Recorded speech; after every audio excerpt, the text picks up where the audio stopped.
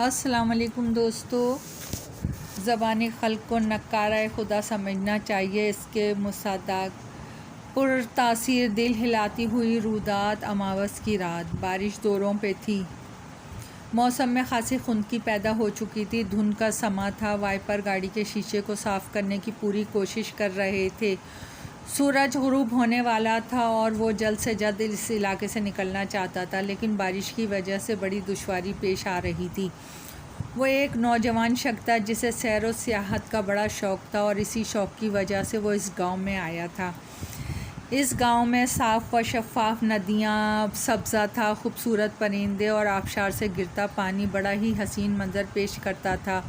وہ اس علاقے کی خوبصورتی میں اس قدر کھو گیا کہ اسے وقت گزرنے کا احساس بھی نہ ہوا۔ اچانک بادلوں کی گرج چمک سے اس کا ذہن حاضر ہوا اور اس نے گھبرا کے ادھر ادھر دیکھا اور کہا، او میرے خدا، وقت گزرنے کا پتہ ہی نہ چلا۔ آسمان کی طرف دیکھا تو سیاہ بادل چھائے ہوئے تھے اور بجلی چمک رہی تھی، ٹھنڈی ٹھنڈی ہوا چل رہی تھی۔ وہ اپنے آپ سے مخاطب ہوا، اگر بارش ہوئی تو بڑا مسئلہ ہو جائے گا۔ وہ بڑی تیزی سے گاڑی کی طرف بڑھا اور اسٹارٹ کر کے روانہ ہونے ہی والا تھا کہ اچانک ایک شخص نے اسے اشارے سے روکا، جس نے سر پر اونی ٹوپی پہن رکھی تھی اور جسم پہ لمبا کوٹ پہنے ہوئے تھا۔ اس نے کہا، لگتا ہے اجنبی ہو بابو۔ اس نے جھنجھلاہٹ اور پریشانی کے باعث کوئی جواب نہ دیا۔ اس سے پہلے کہ وہ کچھ کہتا، وہ شخص بولا، رات کے وقت مت جاؤ بابو جی، یہ علاقہ آسیب زدہ ہے، بڑا خطرناک ہے، ہم یہاں کے باشندے بھی رات کے وقت کہیں نہیں جاتے، بہتر یہی ہے کہ کہیں رات بسر کر لو ورنہ نقصان اٹھانا پڑے گا۔ اسے بہت پہلے بھی کافی پریشانی تھی، الٹا یہ بھی اسے پریشان کر رہا تھا۔ اسے ایک دم غصہ آیا اور کہا، بھائی آپ کی مہربانی، اب آپ جا سکتے ہیں، اور گاڑی آگے بڑھا دی۔ اب بھی اس کے چہرے پہ غصہ واضح تھا، وہ بڑبڑا رہا تھا، دنیا کہاں سے کہاں پہنچ گئی، ان کی عقلیں دیکھو، وہی دقیانوسی خیالات۔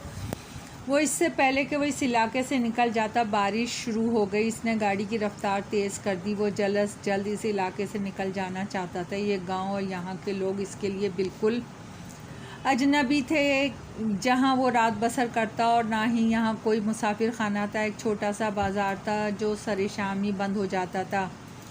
لوگ بارش اور سردی سے بچنے کے لیے اپنے گھروں میں دبکے بیٹھے تھے۔ رات نے ڈیرے جما لیے تھے، ہر طرف اندھیرا ہی اندھیرا تھا، اور گاؤں کی بستیاں بھی دھند میں نظر آ رہی تھیں۔ وہ مسلسل آگے بڑھنے کی کوشش کر رہا تھا۔ اچانک ایک جھریوں سے لبریز بھیانک چہرہ اس کے سامنے آ گیا۔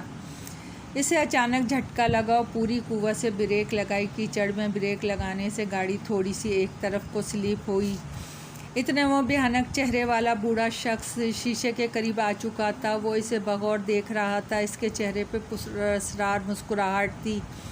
اسے ڈر لگنے لگا تھا، حلق خشک ہو چکا تھا، وہ آنکھیں پھاڑے اسے دیکھ رہا تھا۔ مسافر ہو نوجوان، اس علاقے میں اجنبی ہو، میری بات مانو تو آگے مت جاؤ، میری جھوپڑی میں رات بسر کر لو، صبح چلے جانا، رات کے وقت جانا خطرے سے خالی نہیں ہے، یہاں آسیبوں کا راج ہے۔ اس کی آنکھوں میں انجانی چمک تھی، اس کے بولنے کا انداز بھی بڑا عجیب تھا۔ اب اسے ڈر لگنے لگا تھا۔ اس نے لرزتے ہاتھوں سے گیئر بدلا اور گاڑی آگے بڑھا دی۔ پچھتاؤ گے نوجوان، اس نے قہقہہ لگاتے ہوئے کہا۔ خوف اس پر چھاتا جا رہا تھا، عجیب عجیب خیالات آ رہے تھے۔ وہ بدحواس ہو چکا تھا، اس کا بس چلتا تو وہ اڑ کر نکل جاتا۔ اس نے ایکسیلیٹر پہ پیر رکھا ہوا تھا، اسے کوئی خبر نہ تھی کہ گاڑی کہاں جا رہی ہے اور کیسے جا رہی ہے۔ وہ بہت خوفزدہ تھا اور خوف کے مارے آنکھیں پھاڑے ادھر ادھر دیکھ رہا تھا۔ اچانک اس کی نظر سامنے ایک عالیشان محل نما مکان پہ پڑی، جو روشنیوں میں نہایا ہوا تھا۔ ایسا لگتا تھا جیسے کسی امیر آدمی کا مکان ہو۔ ڈوبتے کو تنکے کا سہارا۔ اس مکان کو دیکھ کے اس نے سوچا، شاید یہاں رات بسر کرنے کو جگہ مل جائے اور پریشانی و مصیبت سے چھٹکارا حاصل ہو۔ اب گاڑی کا رخ اس مکان کی طرف تھا۔ بارش مسلسل برس رہی تھی اور وائپر بھی شیشے کو صاف کر رہے تھے۔ گاڑی کو بڑی دشواری پیش آ رہی تھی۔ مکان کے گیٹ پہ پہنچتے ہوئے حیران رہ گیا۔ گیٹ کھلا ہوا تھا، نہ کوئی پہرے دار، نہ کوئی محافظ۔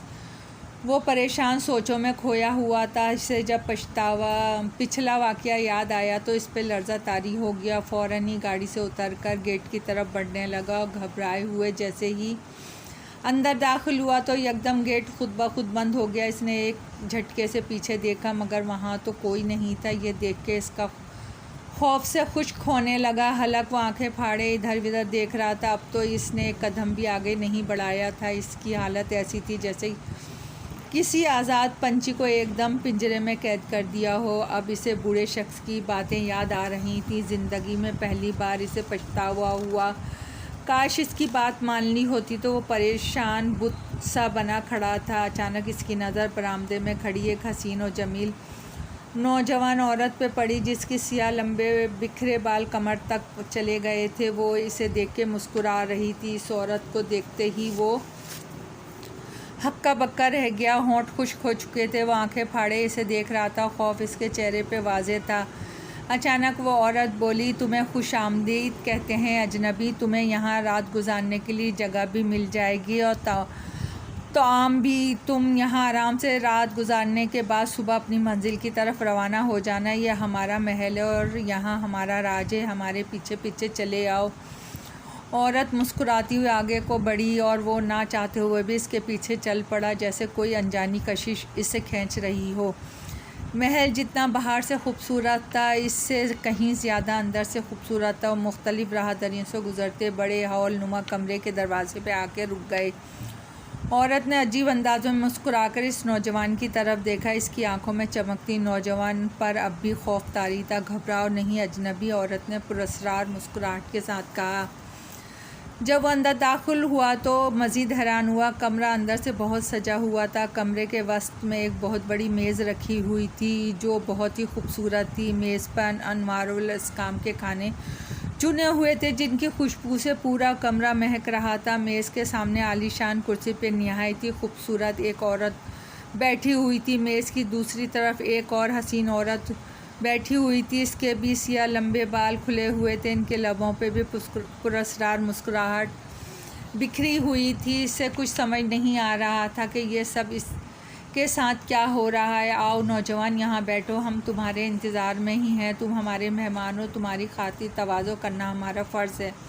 میز کے ساتھ بیٹھی ہوئی خوبصورت عورت نے بڑے دلکش انداز میں کہا۔ اس کی آنکھوں میں بڑی چمک تھی۔ وہ اس عورت کے سامنے کرسی پہ بیٹھ گیا اور اس کے ساتھ آنے والی عورت میز کے دوسری طرف بیٹھ گئی۔ تھوڑی دیر خاموش رہنے کے بعد تینوں عورتوں نے ایک دوسرے کی طرف دیکھا اور کھانا شروع کر دیا۔ اس نوجوان کو بھی کھانے کی دعوت دی۔ پورے محل میں ایک خاموشی کا حصار چھایا ہوا تھا۔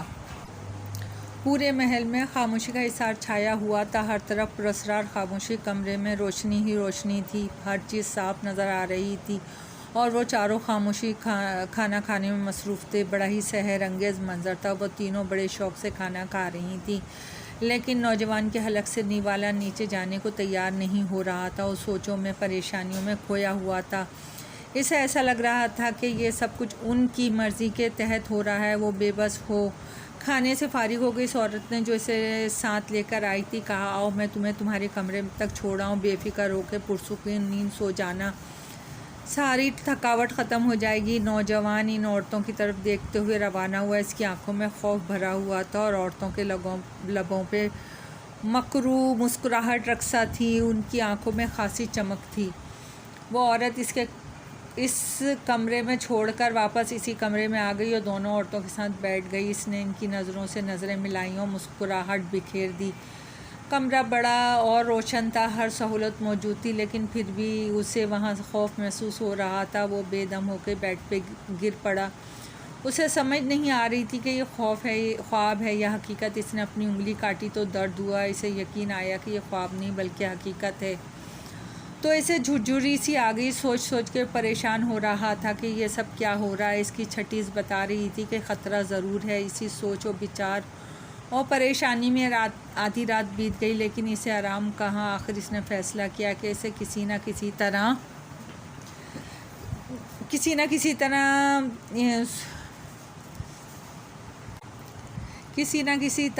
یہاں سے نکل جانا چاہیے۔ اس نے اپنا دل مضبوط کیا اور وہاں سے بھاگنے کا پکا ارادہ کر لیا۔ آہستہ سے دروازہ کھول کے باہر ادھر ادھر جھانکا تو دور تک ہیبت ناک سنسانی کے سوا کچھ بھی نہ تھا۔ وہ لرز کے رہ گیا، لیکن تھوڑی دیر بعد ہمت کر کے باہر نکلا اور دبے پاؤں آگے بڑھنے لگا۔ وہ تینوں عورتیں سے کہیں بھی نظر نہیں آئیں۔ وہ دل تھامے آنکھیں پھاڑے کھا جانے والی خاموشی میں آگے بڑھنے لگا۔ ہال نما کمرے کے قریب پہنچ کے رک گیا۔ اس نے محسوس کیا کہ یہاں کوئی ہے۔ جب اس نے اندر جھانک کر دیکھا تو پیروں تلے سے زمین نکل گئی، خون خشک ہونے لگا، یکدم دل کی دھڑکن تیز ہو گئی، آنکھیں جھپکانے بغیر دیکھے جا رہا تھا۔ تھوڑی دیر پہلے جہاں حسین جمیل عورتیں بیٹھی ہوئی تھیں، اب وہاں بدصورت اور خوفناک شکل والی عورتیں بیٹھی ہوئی تھیں، الجھے ہوئے بال، سیاہ چہرے اور دہتے انگاروں جیسی آنکھیں، لمبے لمبے ناخن، بڑے بڑے ڈراؤنے دانت، بہت خوفناک لگ رہی تھیں۔ ایسا دل ہلا دینے والا منظر دیکھ کے وہ دم بخود رہ گیا۔ دل کی دھڑکنیں تیز ہو گئیں اور زبان خشک ہو چکی تھی۔ دہشت ناک منظر دیکھ کے اس کی سانسیں رک گئیں، لیکن موت کا تصور کرتے ہی اسے جھرجھری آ گئی اور جان بچانے کے لیے سر پر دوڑ لگا دی۔ اسے دوڑتا ہوا دیکھ کے بوکھلا گئی اور چیخ اٹھی، پکڑو پکڑو، شکار جا رہا ہے۔ وہ خطرناک آوازیں نکالتے ہوئے اس کے پیچھے دوڑیں۔ دل ہلا دینے والی چیخوں سے پورا محل گونج اٹھا۔ زندگی سب کو پیاری ہوتی ہے، اپنی جان بچانے کے لیے ایسا دوڑ لگا رہا تھا جیسے اس میں بجلی بھر دی گئی ہو۔ دروازہ بند تھا لیکن وہ رکا نہیں۔ اس میں انجانی قوت آ گئی تھی۔ اس کا رخ خود دیوار کی طرف تھا۔ دیوار پھلانگ کر اگلے ہی لمحے وہ دیوار کی دوسری طرف کیچڑ میں چھلانگ لگا چکا تھا۔ گرتے ہی اٹھا اور ہانپتے ہوئے دوڑ لگا دی۔ جیسے ہی اس نے دیوار سے نیچے چھلانگ لگائی، محل میں یکدم اندھیرا چھا گیا اور عالیشان محل کی جگہ وہاں ایک پرانا کھنڈر نظر آنے لگا۔ وہ تینوں بدصورت عورتیں کھنڈر سے باہر نہ نکل سکیں اور خوفناک آوازوں میں چیختی چلاتی رہ گئی۔ نوجوان کو گاڑی کا بھی ہوش نہ رہا۔ وہ اپنی جان بچانے کے لیے پیچھے دیکھے بغیر گرتا پڑتا ہوا بھاگ رہا تھا۔ ہلکی ہلکی بارش برس رہی تھی۔ اماوس کی رات شروع ہو چکی تھی۔ اچانک بجلی چمکی، وہ رک گیا۔ اس کے سامنے وہی بھیانک شکل والا بوڑھا کھڑا تھا جس کے لبوں پہ پراسرار مسکراہٹ تھی۔ بارش اور سخت سردی کے باوجود نوجوان پسینے میں شرابور تھا۔ بھاگنے سے اس کی حالت بگڑ چکی تھی اور خوف بھری نظروں سے اسے دیکھ رہا تھا۔ دیکھا نوجوان، ہماری باتوں کا نتیجہ سامنے آ گیا نا۔ ہم نہ کہتے تھے یہ علاقہ آسیب زدہ ہے اور خطرناک ہے؟ شکر کرو تمہاری زندگی بچ گئی۔ اگر چاہو تو اماوس کی یہ رات ہمارے ساتھ گزار سکتے ہو۔ یہاں کوئی خطرہ نہیں، ہم تمہارے ساتھ ہیں، ہمارا یہاں راج ہے، بوڑھے شخص نے خوفناک آواز میں قہقہہ لگاتے ہوئے کہا۔